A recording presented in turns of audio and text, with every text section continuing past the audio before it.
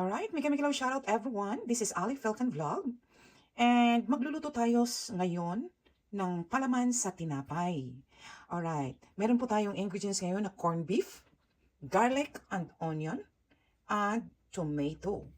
So, ang iba po ay ginagawa itong ulam, nilalagyan nila ng potato. Since hindi po kami nagra-rice all the time, at tinapay lang po ang aming gamit, so gagawa po tayo ng palaman. Ito pong gagawin nating palaman sa tinapay. Alright, samahan nyo ako guys, magluto tayo. Okay, let us set up our camera here. And it's time for us to cook. Okay, painitin muna natin ang ating frying pan. Then after that, we're gonna put oil. Alright, so we put oil now. Para po iluto natin at igisa ang ating garlic at onion. Alright, so painitin muna natin ang mantika guys bago natin ilagay ang onion natin tsaka yung ating garlic. So pag ako po'y nagluluto, ang dami kong nilalagay na onion and garlic. Ayan, lagay natin ang onion. Yan po ay ating na sinak. Yan po ang onion natin. And then palabasin lang natin yung scent ng onion. Saka natin ilalagay ang ating garlic. Minsan nakakalimutan ko guys na ako pala ay isang vlogger. So pag nagluluto ako, hindi ko po kinukunan ng video. Sabi ko, why not kunan ko ng video sa tuwing ako magluluto. Para meron akong ma-upload sa ating channel. Ayan, titingnan lang natin hanggang mag-change ang kulay ng ating onion. Mag-transparent siya. Saka natin ilagay ang ating garlic. Ayan, pag nagigisa kayo guys, i-high fire nyo na muna. Ayan, high fire po yan. Alright, huwag nyo madaliin pag kayo nagluluto. Kasi pag minadaliin nyo, hindi sasarap ang luto nyo. Yan, lagi ang tandaan nyo, if you want delicious food to cook, you need to be patient. Kaya hintayin hanggang sa maging okay na.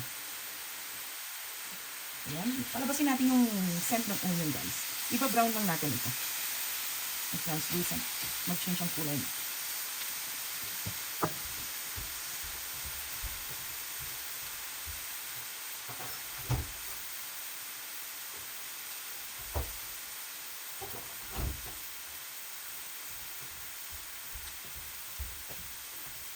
Okay, i-open ko muna yung ating blender. Para yung ating hindi magiging smelly ang loob ng bahay. Kasi hindi ko pinurn on ang ating exhaust fan dahil baka hindi ninyo ako marinig.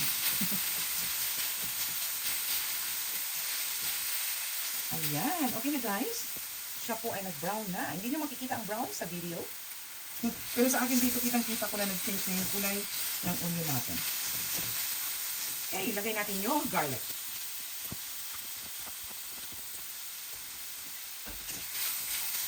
High fire. Siguraduhin high fire po.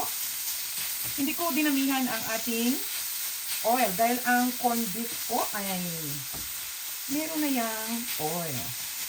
So, yan. I-brown lang natin yung garlic.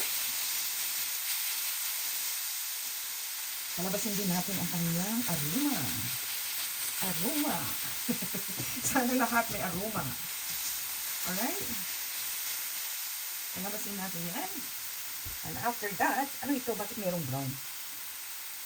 Oh, I think the skin of onion. Ayan. Parang ano yata yung, umiisod yata yung ating frying pan. Hindi nakikita na sa akin.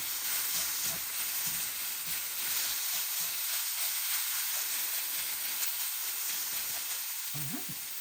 Labas na ang garlic muna. Amoy ko na yung garlic. Amoy ko na ang garlic.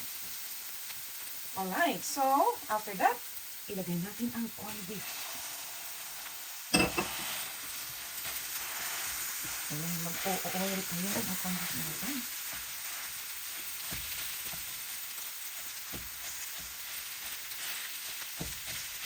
Mahalo natin mabuti sa mga garlic natin at onion para maging malasa.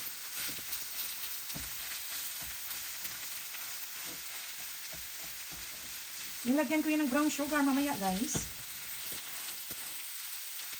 Kunti na ilagay nyo na brown sugar. Para manis-manis yan. Pag nilagay nyo sa tinapay. Ayan, diba? Ganyan kabilis. Hinaan ang apoy nga pala. Kalimutan ko Hinaan mo na yung apoy until 3. Para hindi masunog ang inyong corned beef.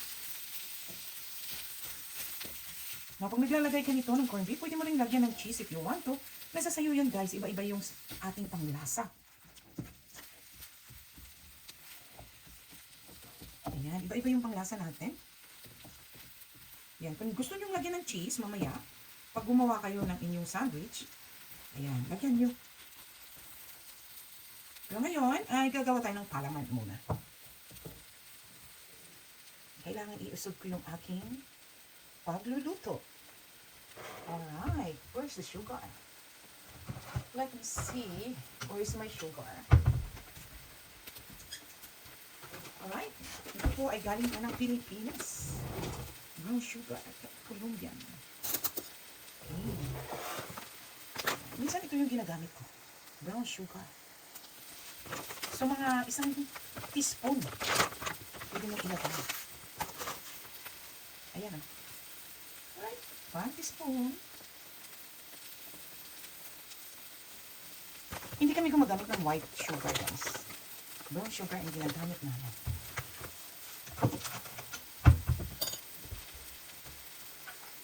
Hindi ko na nilalagyan ng asin yan, guys. Kasi, for us, maalat na yung corned beef. Yan, nilalagyan ko ng black pepper. So, hindi na ako nagdadagdag ng asin. Kasi ang cheese din, maasin din mamaya. Maalat. So, okay na po yan sa amin. Ayoko nang magdagdag ng soap.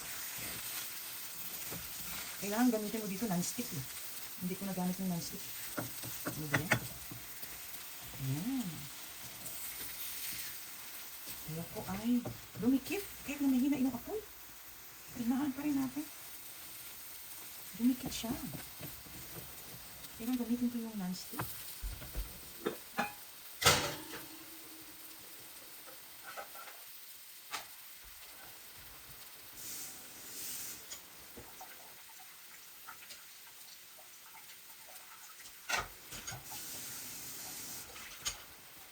Ayan, palitan natin ang ating pan. Kailangan ginamit ko yung non-stick kanina. Para hindi dumikit. Ano ba yan? Ganyan lang guys ang buhay. Minsan nagkakamali tayo, minsan okay. Alright. A little bit of pampadulas. Mantika.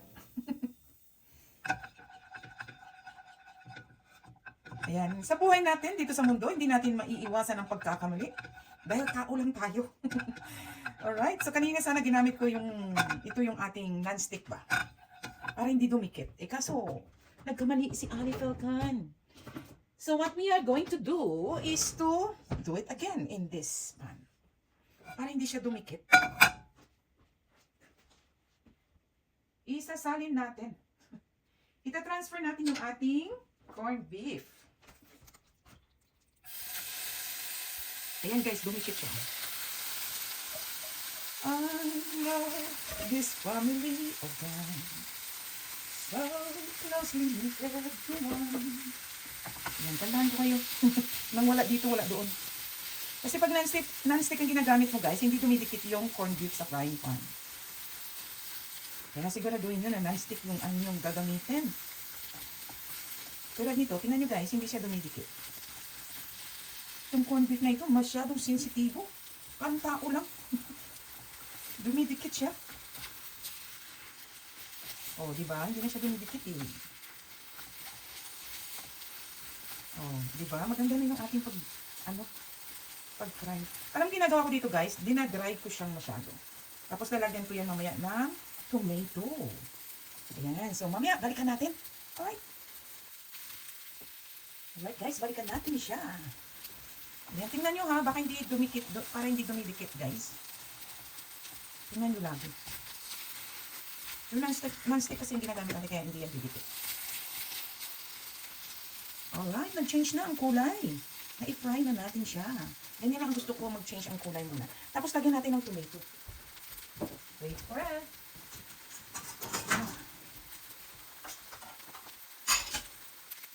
ang walang sawang tomato. I-drain nyo yung tomato nyo, ha. Kinunan ko na ito ng seed. Kinunan ko siya ng buto. At kinunan ko rin ng skin. Alright? And then, I strain it. Kasi maraming tubig ang tomato. Ayan. Di ba masarap na palaman sa tinapay? Ewan ko sa inyo kung yan ang gusto nyo. But for us, ito yung ginagamit namin yung palaman sa tinapay. Parang kanin yung tinapay namin kasi ang ginagamit namin multigrain. So, yun na ang kanin namin. Okay? I-dry natin yan. Sige, fry lang na fry. Mamaya balik rin natin, ha? Ayan. Alright. And then, pag gumawa kayo nito, depende sa taste nyo. Kung lalagyan nyo ng cheese or lalagyan nyo ng mayo. Ang anak ko, ketchup. Ay, naku po. Depende sa mga taste ninyo, mga lalak. Tutuin lang natin yung tomato. Ayan. Hindi ako nag-worry na didikit kasi non-stick yung ginamit natin. Pag hindi po non-stick ang inyong frying pan, titingnan nyo lagi at baka masunog. So, hayaan nyo muna yan hanggang sa magiging dry siya. Naulit ko po, ito po ay palaman sa tinapay. So, ang bawat tao po ay may kanya-kanyang taste. Kung ano ang gusto ninyong ilagay sa inyong sandwiches. Pero ang ilalagay dito ng anak ko ay ketchup. Sometimes I put cheese on it. And, ano pa ba yung nilagay ko? Mayo. Mayonnaise. Yan, yan ang nilagay ko sa tinapay. Ayan, durugin natin yung tomato. Para magsanib ang kanilang panlasa. Parang mag-asawa lang yan. Para magsanib ang kanilang pagmamahal. Kailangan durugin ang bawat isa. Durugin ang bawat isa sa pagmamahal. Para magsama ang sarap. Ang namnam ng pagkain. Alright. Kagaling ko lang sa bakasyon kung ano mga pinagsasabi ko sa aking pagluluto. Ano ba yun? Ayan, guys. So, pag ano pa siya, mabasa pa, Gusto ko kasi i-dry siya para sa sandwich natin. So, depende sa inyo, guys, kung gusto nyo ng dry o gusto nyo ng ganito na. Gusto ko kasi dry yung ating palaman sa sandwich. Ayan, Bugbog sarado na ito, guys. Para maghalo ang balat sa tinalukan. Para bugbog sarado. Ayan. Minsan sa mag-asawa, hindi mawawala ang away. Everyday. Not everyday. Sometimes, ganyan daw yun. Kailangan mag-away bago maging sweet. Katulad ng corned beef, kailangan maghalo sila. Bugbugin muna dito para maging masarap. Normal lang yun sa mag-asawa ang away, guys. Bakit? Sige nga. Alamin natin kung bakit. Siguro for me, on my own opinion, in my own opinion, ay nag-aaway ang mag-asawa kasi iba-iba ang upbringing natin, guys. Iba ang pagpapalaki sa atin ng ating mga magulang. So, minsan hindi natin maiwasan mag-collide each other's world. Each other's world. Kasi, iba yung ugali mo, iba rin ang ugali ng husband mo. So, iba yung pagpapalaki ng magulang sa bawat isa sa atin. Kaya minsan hindi natin maiwasang magkaroon ng conflict or argument. Ayan. Katulad ng pag ang kinalakan nating bahay ay we are being disciplined by our parents na magiging malinis sa loob ng bahay. And then ang mapapangasawa mo ay burara. O, di ba? Hindi mo maiiwasan na mag-away kayo. Yung pagkapaligo ay tatambak lang nila ang towel sa bed. Hindi maganda, di ba? Eh kung nasanay ka na pagkatapos mong maligo, you need to put it in the proper place. Yung merong kinalakan tayo na pick up your own mess. Pero yung iba, lumaki kasi nasunod sila ng kanilang mga magulang. So, hindi sila natuto, nadala nila hanggang paglaki, hindi sila natuto kung paano ang maglinis, ang magiging malinis sa loob ng bahay. Pero kung tayo ay pinalaki ng ating mga magulang na malinis, kailangan lahat is in the proper place sa loob ng bahay. Hindi yung halo-halo lahat ang gamit. Kaya hindi natin minsan maiwasan na magkasalubong ang ating temper. So, normal yun sa isang mag-asawa ang magkaroon ng argument sometimes. Kung hindi normal yun, ay ewan ko, guys, baka taga-ibang planeta kayo. Ayan. Alright, gusto ko yung mawala yung tubig-tubig dyan, magiging dry. Kasi ilalagay ko yan sa aking sandwich. Ayan, paulit-ulit yung sinasabi ko ah. But anyway, ganyan lang ang pagluto ng ating palaman na corned beef. Kasi yung tomato, nagtutubig yan. So kaya ang iba hindi nila nilalagyan ng tomato pag nag-aano sila ng sandwich. Pero ako nagnilalagay ko. Tapos ang iba naman, ginagawa itong ulam, nilalagyan nila ng potato. Alright, potato, ida-dice nila, ipa-fry, and then imimix dito. But for us, we don't like potato, white potato. We love sweet potato. Ayan, mas healthy choice ang sweet potato. Healthier doon sa white. Alright? Pag nagkakaedad na tayo, kailangan maging watchful tayo. I don't want to make this kind of palaman. Pero nag-request kanina yung anak ko. Gusto niyang kumain ito. Kaya sabi ko, sige, magluluto ako, iba-vlog ko. And then sabi ng anak ko, yes ma'am, I know, you're gonna put that in your YouTube again. So, ayan, unti-unti na nagda-dry. Ilaga. Alright, balikan natin yan mamaya para hindi na masyadong mahaba itong ating, what's this? Ang ating video. Okay, balikan natin mamaya. Alright, mga lalab, habang tayo nagluluto ng ating corned beef, yan, hinihintay ko lang maging dry masyado.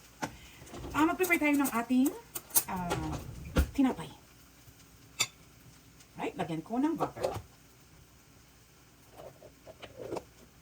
After kong malagyan siya ng butter, lagyan ko rin ng cheese. At imi-melt natin siya sa ating oven toaster. Ayan. Hindi ko nilalagyan yung sa akin ng marami. Okay. At lalagyan natin ng cheese. Mozzarella cheese ang gamit ko dito, guys. Imi-melt ko lang siya, guys. Okay? Imi-melt natin sa oven toaster. Okay.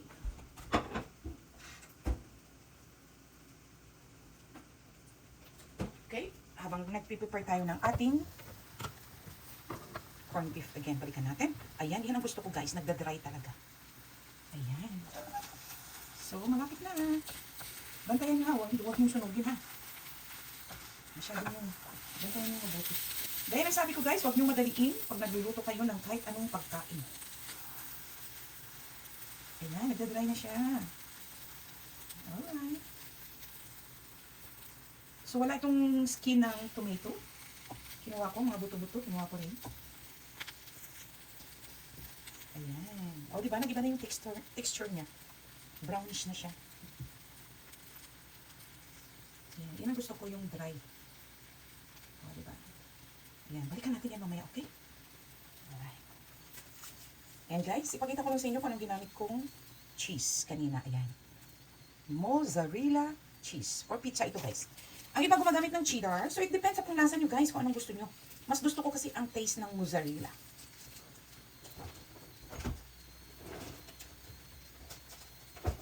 Ayan, ang husband ko naman, ay gusto niya yung old cheddar. Pero ang anak ko, lahat ng cheese gusto niya. Basta cheese. Alright. Ayan, mga lalab, melted na po ang cheese natin. Ilagay natin po yung ating corned beef. Luto na yung corned beef natin. Ayan, patayin natin. Ayan, yan ang gusto ko, guys. Dry siya. Okay. Dry ang pagluluto ko. Ayan, wala na siyang tubig, ano? Ayan, dry na po. At ang gawin natin, maglagay tayo ng konting corned beef. Palaman natin sa tinapay. Ayoko ng marami. Basta matakpan lang lahat. Ayan po ay melted cheese nang nilagay ko. Ayan, okay na yan. Tapos magkape tayo mamaya. Alright, so okay na po ang ating sandwich. Okay, dito tayo sa kabila. Ayan. Ang anak ko nilalagyan niya ng ketchup. Pero hindi ako maglalagay ng ketchup, guys. Mayonnaise lang.